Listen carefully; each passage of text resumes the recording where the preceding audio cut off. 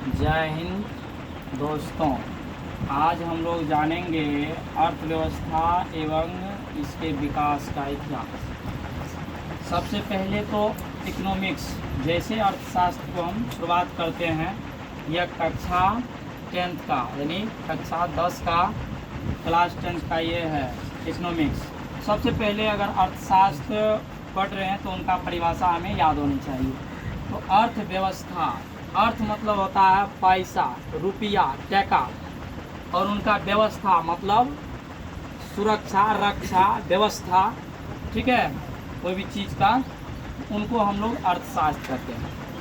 अर्थशास्त्र किसे कहते हैं थोड़ा भाषा में भी जानने का प्रयास करेंगे। अर्थव्यवस्था आर्थिक क्रियाओं का एक ऐसा साधन है जिसके द्वारा लोग कार्य करके अपना आजीविका या जीवनोपार्जन का कार्य चलाते हैं, ठीक है, अपना जीवन यापन करते हैं। जैसे कि शिक्षक पढ़ा करके अपना जीवन यापन करते हैं, मजदूर ईंट उठा के या कुदाल पार के या खेती का कार्य करके किसान अपना क्या करते हैं, आजीविका चलाते हैं। तो उसको ही क्या कहते हैं, क्या कहेंगे हम लोग, अर्थव्यवस्था कहेंगे, ठीक है।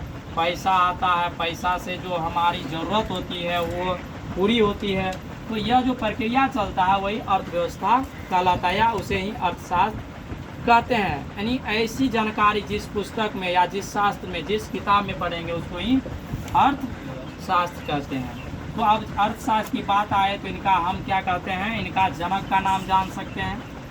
जनक, अर्थव्यवस्था या अर्थशास्त्र का जनक कौन है, एडम स्मिथ है। एडम स्मिथ है। एडम स्मिथ को अर्थशास्त्र का पिता कहा गया है। अगर लेखक की बात करें कि अर्थशास्त्र का लेखक कौन है, तो इनका नाम है चाणक्य। चाणक्य। एक बात और आप सीख लीजिए, चाणक्य का 3 नाम, एक होता है चाणक्य, विष्णुगुप्त और कौटिल्य। आप लोग ध्यान से सुनिएगा, ये जो लेखक हैं किनका, अर्थशास्त्र का, लेखक और पिता में थोड़ा फर्क है, इतना याद रखिएगा। लेखक जो है कौटिल्य को कहेंगे, चाणक्य कहेंगे, या विष्णुगुप्त को, ठीक है। 3 नाम आप जान गए अर्थशास्त्र के लेखक का, एक कौटिल्य है, चाणक्य है, विष्णुगुप्त है। और अर्थशास्त्र के पिता कौन है या जनक कौन है, वह एडम स्मिथ है। आगे बढ़ेंगे हम लोग। अब अर्थव्यवस्था के कितने क्षेत्र होते हैं, अर्थव्यवस्था के क्षेत्र, इकोनॉमिक्स ऑफ सेक्टर यानी क्षेत्र। तो अर्थव्यवस्था के 3 सेक्टर, 3 क्षेत्र होते हैं।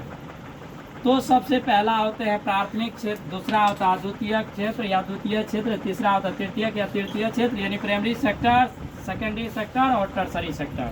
प्राथमिक क्षेत्र, द्वितीयक क्षेत्र, तृतीयक क्षेत्र, प्राइमरी सेक्टर, सेकेंडरी सेक्टर और टर्सरी सेक्टर। अब कहेंगे आप कि सर जानेंगे कैसे अर्थव्यवस्था, तो 3 क्षेत्र में बंट गया।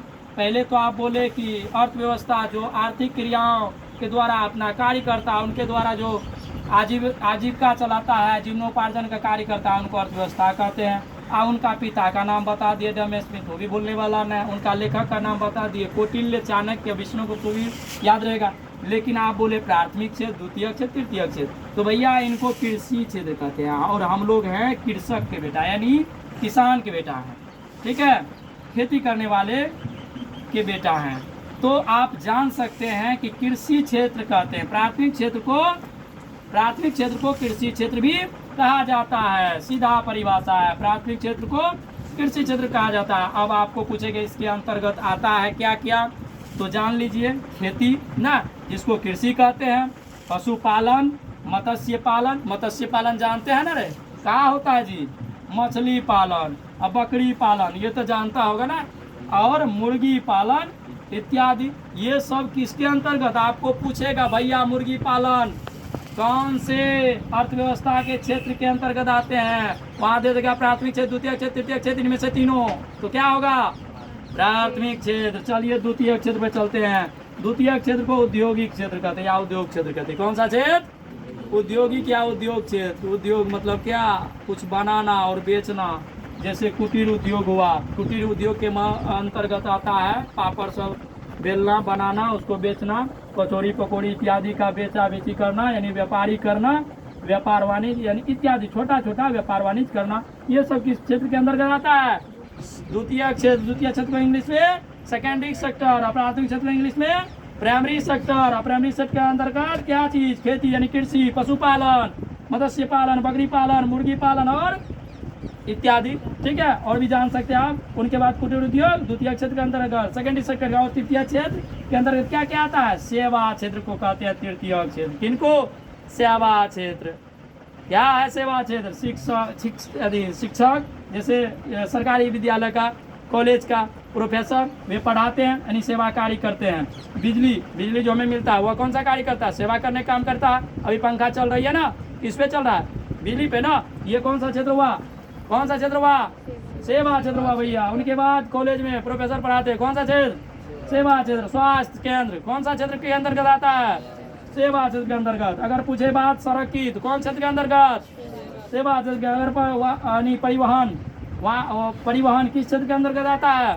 संचार किस क्षेत्र के अंतर्गत आता है? सेवा क्षेत्र के अंदर। टेलीफोन किस क्षेत्र के अंतर्गत आता है? सेवा क्षेत्र के अंतर्गत। समझ गए आप? समझ गए ना? हाँ, फिर से एक बार रिपीट मार लीजिए। प्राथमिक क्षेत्र को कृषि क्षेत्र कहा जाता है, द्वितीय क्षेत्र को औद्योगिक क्षेत्र कहा जाता है, तृतीय क्षेत्र को सेवा क्षेत्र कहा जाता है। प्राथमिक क्षेत्र के अंतर्गत कृषि आता, पशुपालन होता, मत्स्य पालन होता, बकरी पालन होता, मुर्गी पालन होता है और भी आता है, पता कीजिएगा। औद्योगिक क्षेत्र कुटीर उद्योग न छोटे मोटे व्यापारी, और सेवा क्षेत्र के अंतर्गत सरकारी कार्य सभी आ जाएंगे। और एक बात याद रखिए, जिस देश की तृतीय क्षेत्र सबसे मजबूत होगा वह देश विकसित कहलाएगा। क्या कहलाएगा भैया? विकसित कहलाएगा। और जिस क्षेत्र का तृतीय क्षेत्र डगमग करेगा उस क्षेत्र क्या कहलाता है? अविकसित या विकासशील। भारत कौन सा देश में आता है? विकासशील की विकसित का? विकसित। भारत आता है विकासशील। विकासशील का मतलब विकास के पथ पर चल रहे हैं। अमेरिका विकसित है, समझ गए। और भी देश भूटान सब जो है क्या? अविकसित है, समझ गए ना? हाँ, एक बात और याद रखिए, आगे की एपिसोड में हम लोग पढ़ने जाएंगे GDP, ग्रॉस डोमेस्टिक प्रोडक्ट। ये भी जिसका तृतीय क्षेत्र मजबूत होगा ये भी मजबूती होगा। ठीक है, तब मिलते हैं आगे की क्लास में, आगे के अंदाज में। तब तक के लिए बाय बाय।